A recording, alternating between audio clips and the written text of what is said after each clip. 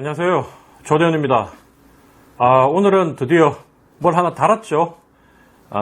그동안 그냥 이 생 목소리로 라이브를 했는데 3회쯤 되니까 이제 하나씩 갖춰가는 것 같습니다. 이 마이크 이렇게 협찬해 주신 먼저 변희재 대표한테 감사의 뜻을 전합니다. 제가 이번 주는 제가 그 지방을 좀 돌아다녔습니다. 월요일부터 어제까지 돌아다녔는데 지방을 이렇게 돌아다니는 게 놀러 다니는 것도 있지만 사실은 좀 지방 민심도 듣고 그동안 못 본 분들도 좀 뵙고 이런 여러 가지 그러니까 다양한 그 목적을 가지고 제가 지방을 방문합니다. 그래서 이번에는 계룡, 대전, 그리고 김천, 대구, 경북, 부산, 경남 이렇게 좀 돌았는데 매번 이렇게 제 주변에 계신 여기 국장님, 부국장님 이래 다 계시지만 옆에 있는 이 측근들 얘기만 듣다가 지방을 가보면 좀 다른 얘기를 듣고 또 지역에 따라 저를 좋아하지만 각자 지지하는 정당에 따라 어떤 특정한 이슈나 또 어떤 정치인에 대한 호불호, 생각이 다르기 때문에 그런 것들을 듣고 나는 생각이 이런데 나하고 세상을 다르게 바라보는 분들의 생각은 이런 거구나. 이런 걸 통해서 제가 많이 배우고 또 소통하고 소통의 기술을 배우고 그런 목적으로 지방을 돌 때마다 참 유익합니다. 그리고 이렇게 근처에 계속 계신 분들은 이 조대원 귀한 줄 몰라요. 매번 보다 보니까 맨날 제 단점만 보이고 불평만 늘고 하는데 사실은 지방에 계신 분들은 저를 오랫동안 지켜보고 후원해오고 응원해오고 이랬는데도 제가 잘 1박을 하면서 소주 한잔 먹고 시간을 보내고 이게 잘 안 되다 보니까 제가 가면 되게 반가워하시고 기뻐하시고 격려해 주시고 그래서 저도 그 지방 방문을 통해서 이렇게 기운을 좀 충전해서 이렇게 오곤 합니다.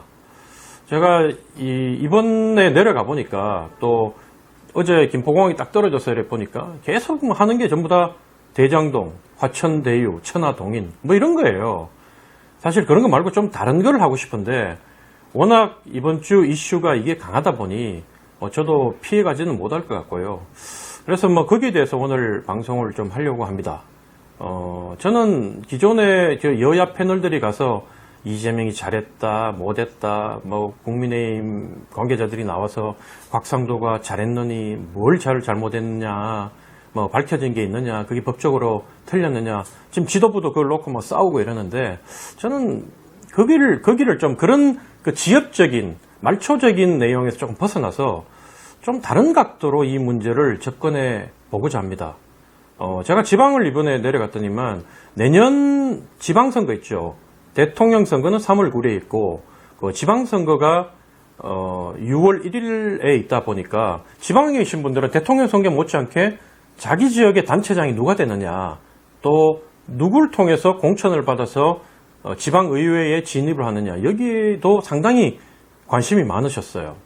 근데 한 가지 참 제가 이 과거하고는 좀 다른 게 뭐냐면, 과거에는 국회의원을 3번, 4번, 5번을 이렇게 하게 되면 중앙으로 와서 당대표를 하고, 예를 들면 정권을 잡으면 국회의장을 하고 장관을 하고 그렇게 대통령에 대한 꿈을 많이 키웠는데, 요즘은 들어보니까 부산도 그렇고 대구도 그렇고 국회의원을 4번, 5번 한 분들이 지방으로 내려와서 그 단체장을 하겠다, 부산시장, 경남도지사, 대구시장 하겠다, 이런 분들이 많았어요.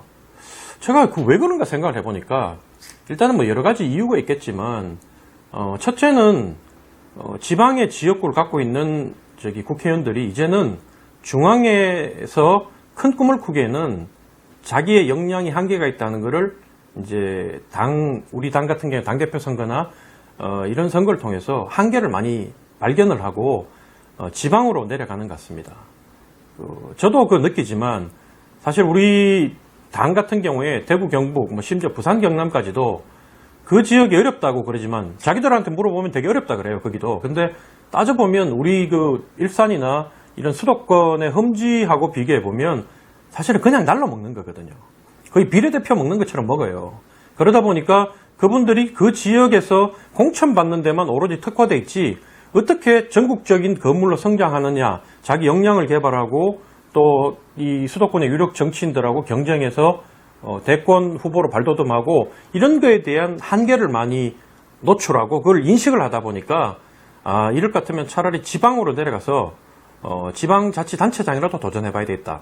지방자치단체장으로 도전하려는 데는 크게 두 가지 이유가 있는데, 하나는 국회의원 해봤자 10명 정도밖에 이렇게 자기 밑에 둘 수가 없고, 스텝으로 자기 사람을 만들 수가 없고, 그리고 국회의원 해본들 봉급 받는 거 빼놓고 딴 게 있겠습니까? 그런데 단체장을 하면 일단 스텝을 현재 국회의원 할 때보다는 10배, 심지어 100배 이렇게 자기 사람을 만들어서 만들 수가 있고, 그 다음엔 각종 이권, 그 다음에 인허가, 재건축, 재개발 이런 데 관여를 하면서 소위 말해 실탄을 준비할 수 있다는 거예요. 그 실탄을 바탕으로 다시 중앙정치에 이렇게 중앙무대에서 큰 꿈을 한번 꿀 수 있는 그런 준비를 하는데 도움이 많이 된다. 그게 있고, 그 다음에 두 번째는 중앙에서 이제 한계를 느꼈기 때문에 마지막으로 지방 내려가서 자기 지역에서 봉사한다는 명분하에 어쨌든 지방에서라도 내가 어쨌든 힘을 좀 써봐야 되겠다. 고향으로 돌아가서. 그리고 말은 그렇게 하는 사람은 아무도 없지만 마지막으로 한몫 챙기겠다. 이런 뜻도 저는 있다고 봅니다. 그래서 그런 걸 보면서 참 기분이 씁쓸했는데, 저는 지방 내려가서도 이번에 들었던 것은 뭐냐면, 각 지방 단체장들이 대권, 소위 말해서 중앙무대로 진출을 하기 위한 발판으로 지방 정치를 이용한다. 그래서 각종 인허가, 재건축, 재개발을 이용했다. 그리고 어느 단체장 같은 경우에는 재건축, 재개발을 200군데 이상을 해주면서 제가 건설업하는 지인도 이렇게 만날 보니까 한 건당 1억씩만 잡아도 그 200억 넘게 갔다는 거예요.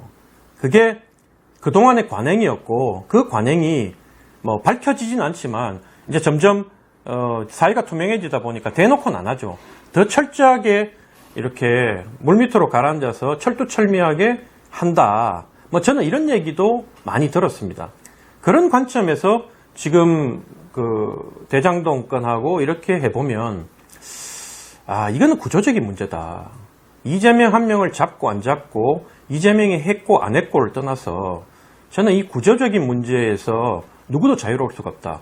원희룡 지사도 그런 얘기를 했죠. 자기한테도 100억 안전하게 깨끗하게 이렇게 준비를 해주겠다. 이런 유혹도 많았다고 그 얘기를 하면서 내가 지사를 해보니까 이게 누구도 자유롭지 못하다 이런 얘기를 하는 걸 봤어요. 그리고 사실은 이낙연 지금 후보도 있지만 그분도 자기 가장 측근이란 대표실의 부실장이 극단적인 선택을 해서 또 목숨을 끊은 적도 있었죠. 그때도 이분이 그 전에 이낙연 지사가 도지사 될 때 선거법 위반으로 감옥을 가서 1년 2개월 살고 나오는데, 갔다 오자마자 바로 넉 달 만에 또 전남 이제 선거 이기고 난 뒤에 전남에 특보직으로 또 이렇게 임용을 시키고, 관련법엔 지방공무원법에 의하면 금고 이상 받으면 안 되는데 그걸 또 편법을 써가지고 주고, 얘기하기를 늘 그 사람이 정말 필요한 사람이었기 때문에 그렇게 했다고 얘기를 하고, 이재명 지사 같은 경우에도 지금 유동근이라는 그 본부장 얘기하기를 우리가 봤을 때는 지방정부에서 그 정도면 인수위에 넣고 그것도 간사를 하고, 그 다음에 도시공사의 그 본부장, 가장 핵심 보직인 그 본부장을 하고, 그 다음에 도지사 됐을 때도 데려갈 정도면 누가 봐도 측근이거든요. 근데 얘기하기를 중간에 중간 정도의 내 간부 정도를 따져가 측근이란다면 내 측근은 수도 없이 많다. 이렇게 현재 얘기를 하지 않습니까? 그래서 그럴 수도 있는데, 그 유동근이라는 분이 또 계속 뭔가 석연치 않은 부분들이 다 계속 드러나고 있고, 이런 것들을 제가 지켜봤을 때, 그리고 얼마 전에 또 최근에 국회의원 한 분, 우리 당의 국회의원 한 분이 체포 동의안이 통과돼가지고 곧 체포될 것 같죠. 그래서 용인시장을 하셨는데, 그때 또 사건을 들어보니까 부동산 관련되는 사람들을 불러서 너도 큰 건 한번 해봐야 될 거 아니냐고 얘기해서 관련 정보를 흘리고, 그리고 차명으로 5억 가까운 돈을 지금 밝혀진 것만 받았다. 이런 얘기도 들리고 있고, 가까이 있는 우리 고양시 같은 경우에도 지금 시끄러운 게 킨텍스 부지를 헐값에 매각했다. 200만 원 싸게 했다. 500만 원 싸게 했다. 심지어 그 이상 1000만 원까지도 시가보다 싸게 줬다. 이거는 사실 지금 당협위원장들이 이 고발하고 퍼포먼스를 하고 있는데, 사실은 그 사람들이 당협위원장 중에 상당수는 이분들이 기초의원을 할 때 당시에 이런 문제가 불거졌음에도 불구하고 전혀 알지를 못했거나 또 조치를 취하지 않았던 분들이 현재 이제 우리 당이 어려워져서 기초의원 출신들이 당협위원장을 하다 보니까 그분들이 지금 와가지고 마치 자기가 정의롭게 뭐 이 문제를 파헤친 것처럼 얘기를 하고 있고 또 뭐 어떤 경우에는 이걸 갖다가 이제 고발하고 있는데 실은 이 문제는 고양시 내에서 오래전부터 사실 있었던 문제거든요. 저도 이 문제를 그 당시 한 시의원이 양심 고백하는 걸 가지고 이 내용을 가지고 저도 드립하기 시작했고 진실에 접근해 가자 당시에 그 민주당 시장이 저를 뭐 5번 고소해가지고 이 문제까지 포함해서 허위사실 유포한다고 얘기했는데 사실 그때 제가 봐도 이게 상식선에서 자료를 조금만 읽어보면 홍콩에 자본금 5천만 원이 있는 회사를 만들어가지고 이게 수백억 되는 땅을 이거 황금알을 낳는 알짜인데 이걸 이제 자기들은 입찰에 붙였다고 하는데 이 좋은 그 조건의 이 사업에 딱 한 개 회사 그 홍콩에 자본금 5천만 원 갖고 있는 이 회사만 지원을 하고 그리고 그 회사로 그냥 나찰이 돼서 빨리 덮어버리고 그리고 더 웃긴 거는 이 회사가 뭐 컨소시엄이라도 구성해가지고 이 땅을 살 만큼의 수백억 자금을 모았냐 그것도 아니고 고양시로부터 사업권을 땄다는 이 계약 산장을 들고 은행에 가서 그 돈을 빌려요.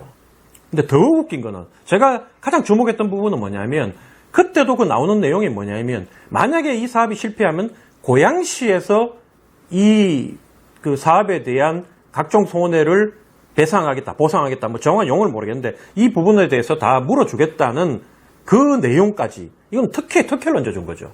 그런 내용이 있기 때문에 어떤 은행이든 이자 받고 돈놀이 하는 건데 이걸 안 빌려줄 리가 없다는 거죠. 그렇게 해서 여기 이제 지어지고 나니까 이제 와서 거의 10년이 지나가지고 지금 와서 특혜 논란이 불거지면서 국민의힘 당협위원장들이 이렇게 그 경찰서에 가서 경기 북부 경찰청에 가서 뭐 고발하고 하는 퍼포먼스도 지금 하고 있는 겁니다. 그래서 저는 이런 부분들이 내가 만약에 단체장이 되더라도 과연 이런 유혹이 없었을까? 과연 이걸 극복할 수 있을까? 이게 구조적인 문제를 해결하지 않으면 안 된다. 그럼 어떻게 해결해야 되느냐? 기본적으로 공공개발을 하는, 그러니까 지방정부나 정부의 돈이 이렇게 투입이 돼가지고 개발을 하는 곳에는 민간 분양을 하면 안 된다, 저는 그렇게 봅니다. 이게 결국은 문제가 됐던 거는 이재명 지사가 얘기하는 거는 이거 민간업자들이 다 개발해 먹으려고 개발해서 시에서 개발 땅 다 준비해 놓으니까 이걸 민간업자한테 넘겨가지고 민간이 통으로 조 단위를 먹으려는 거를 내가 이걸 공공개발로 돌려가지고 절반은 그 시로 공공 환수를 했고 또 절반은 뭐 어쩔 수 없이 이윤이 갔는데 나중에 알고 보니까 이게 특정인들한테 정치권에 관계된 인사들한테 너무 많은 돈, 석연치 않은 돈들이 가다 보니까 국민들이 분노해서 뭐 죄송하다, 안타깝다, 유감이다 이 정도 지금 얘기하고 있는 거 아니에요. 근데 만약에 이게 성남시에서 그 땅을 대장동 땅에다가 민간 아파트를 짓지 않고 서민들을 위한 공공주택만 지었다면, 살기 좋은 공공주택, 사람 못 살만한 땅이 아니라 대장동 그 좋은 땅에다가, 좋은 땅이니까 아파트 값이 그렇게 올랐겠죠. 거기다가 뭐 10평대부터 한 30평, 40평대까지 만들어서 다양한 형태의 주거 형태를 만들어서 그게 서민들이 싼 값에 들어올 수 있었다면 과연 어땠을까? 그래도 이런 문제가 불거졌을까? 그렇잖아요. 그러니까 민간에서 땅을 고급 아파트를 지어가지고 수천억을 남기든 수십조를 남기든 그건 지들끼리 해야 되는데 왜 정부와 관이 관여를 해가지고 사람들 밀어내고 기존에 살던 토착민들 땅 뭐 농사 짓던 사람 다 밀어내고 땅을 그 사람들한테 헐값 사는데 시세보다 낮게 사는데 수용한다 그러죠. 근데 그 땅도 이미 외지 사람들 지금 보니까 국민의힘 유력 정치인들도 거기 땅을 많이 사놨던데 저는 또 서울시에 있는 유력 정치인들이 왜 고양시 우리 지역 일산 서구에 있는 외곽지역 덕양동 이런 데다 땅을 많이 사놓습니까? 그런 것도 안 밝혀지고 있거든요 지금. 왜냐하면 부모 이름으로 사고 뭐 이렇게 해놨기 때문에 재산 신고 고지 거부해버리면 되니까. 그렇게 이 석연치 않은 부분들이 있다 보니까 저는 공공이 땅을 밀고 그 각종 민원이 발생하고 갈등이 노출되는 곳에다가 사업을 하겠다고 이렇게 황금알을 낳는 땅을 개발했으면 그 땅은 공공용도로만 쓰는 게 맞다. 그게 유일한 해결책이다. 저는 그런 생각을 요즘 들어서 많이 하게 되고요. 그리고 또 한 가지. 검찰 지금 그 국민의힘은 특검을 하자 그러고 민주당은 검찰 조사를 지켜보자 그러잖아요. 국민의힘이 검찰을 못 믿는 이유가 뭡니까? 이 검찰이 벌써 이미 민주당의 정권에 의해서 장악이 됐고 그 장악된 검찰이 제대로 수사하기는커녕 도리어 각종 자료나 이런 것들을 유력 정치인, 특히 우리가 주장하는 바는 민주당의 대권 후보가 연루됐다고 보니 그 자료 같은 거를 도리어 덮고 숨기고 그래서 면죄부를 줘서 민주당 정권 창출에 정권 재창출을 도움을 주는 거 아니냐. 이러다 보니까 특검하자는 거 아닙니까? 근데 또 한편으로 생각하면 언제까지 특검할 거예요? 이번에 보셨지만 뭐 박영수 특검도 나오잖아요. 특검 믿을만 합니까? 다 그나물의 거발이잖아요. 기득권 카르텔이 형성되어 있는데. 저는 그래서 생각해 본 거는 대한민국을 망치는 것은 관피하고 그 관피아 중에 최악의 관피아는 지방정부 관피하다. 전 늘 그런 생각을 해왔기 때문에 이 지방정부의 각종 재건축, 재개발 인허가 이 필연적으로 이렇게 단체장들이 유혹에 빠질 수밖에 없는 구조를 갖고 있는 이 그 시스템 속에서 여기를 따로 감시하는 부동산 검찰을 출범시킬 때가 되지 않았나. 검찰이 뭐 그 조직 가지고 이 우리나라에 안 그래도 이 비리가 많고 조사할 게 많은데 제대로 하겠습니까 이게. 상시로 그 지방정부의 각종 인허가를 지켜보고 감시하고 들여다보면서 적극 조치를 해가지고 잡아내는 이런 시스템을 만들 때가 됐다.